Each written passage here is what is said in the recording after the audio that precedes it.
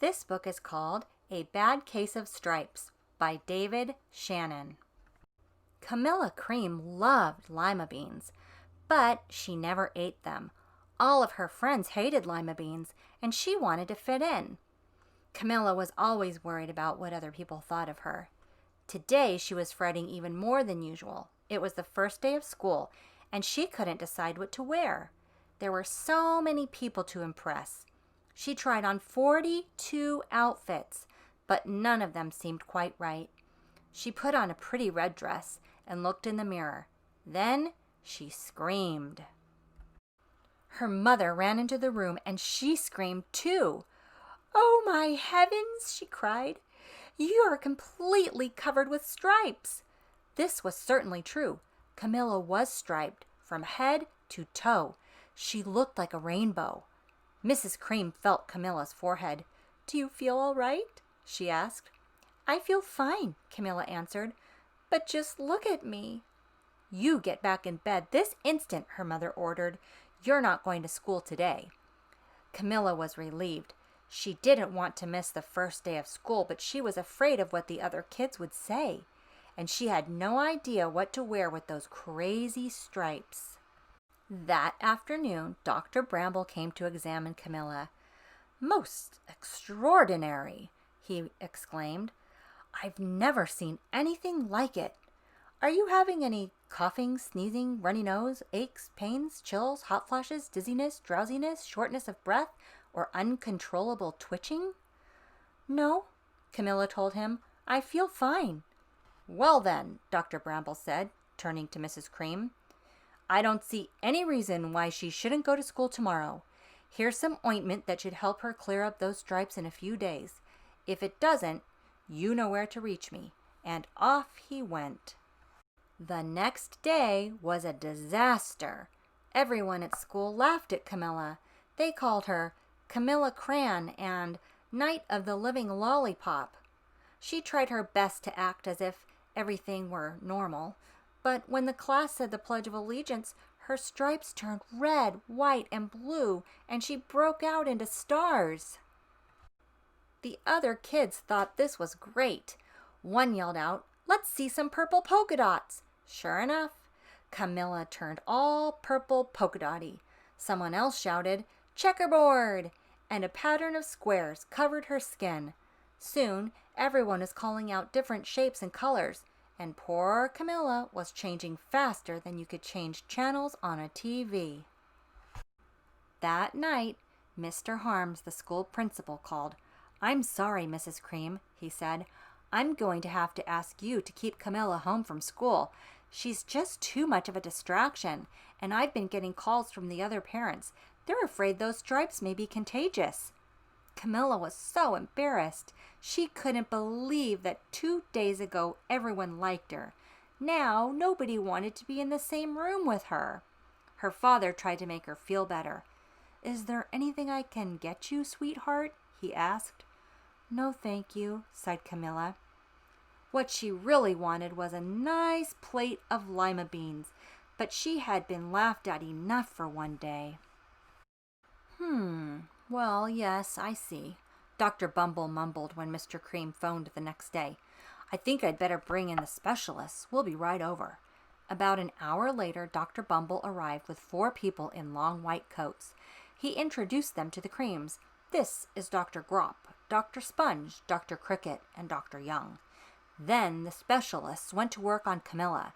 They squeezed and jabbed, tapped and tested. It was very uncomfortable. "Well, it's not the mumps," concluded Dr. Grop.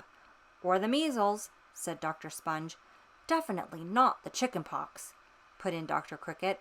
"Or sunburn," said Dr. Young. "Try these," said the specialists. They each handed her a bottle filled with different colored pills. "Take one of each before bed," said Dr. Grop. Then they filed out the door, followed by Dr. Bumble. That night, Camilla took her medicine. It was awful. When she woke up the next morning, she did feel different. But when she got dressed, her clothes didn't fit right. She looked in the mirror, and there, staring back at her, was a giant, multicolored pill with her face on it.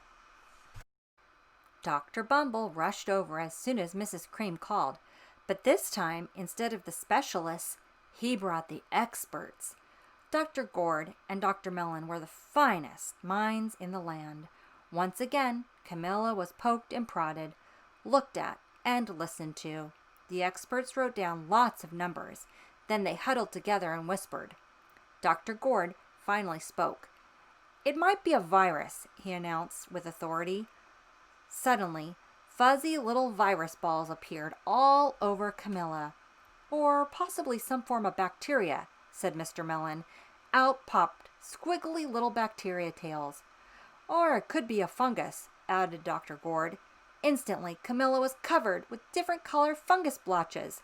The experts looked at Camilla, then at each other.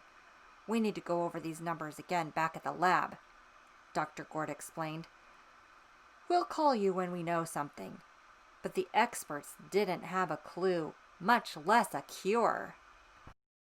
By now, the TV news had found out about Camilla. Reporters from every channel were outside her house telling the story of the bizarre case of the incredible changing kid. Soon, a huge crowd was camped out on the front lawn. The Creams were swamped with all kinds of remedies from psychologists, allergists, herbalists, nutritionists, psychics, an old medicine man, a guru, even a veterinarian.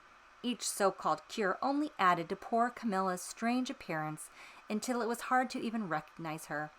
She sprouted roots and berries and crystals and feathers and a long furry tail, but nothing worked.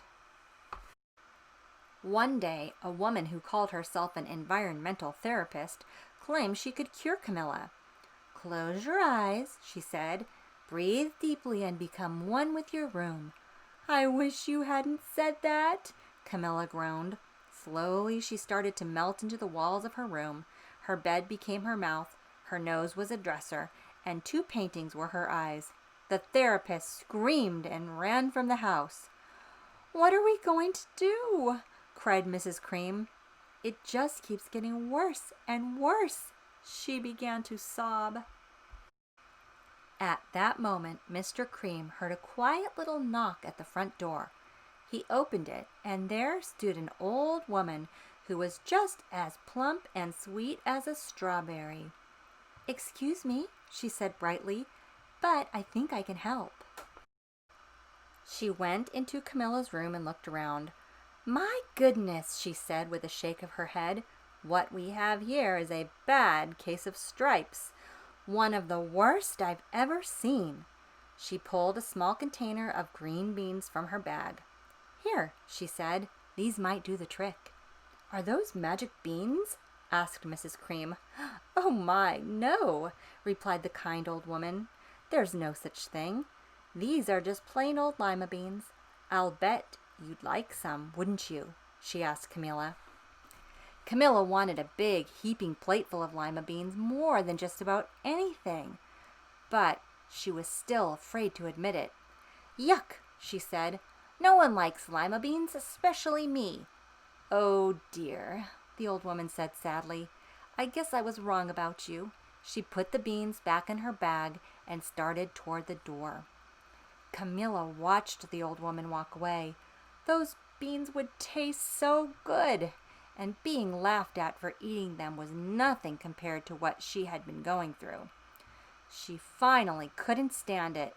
"Wait!" she cried. "The truth is, I really love lima beans." "I thought so," the old woman said with a smile.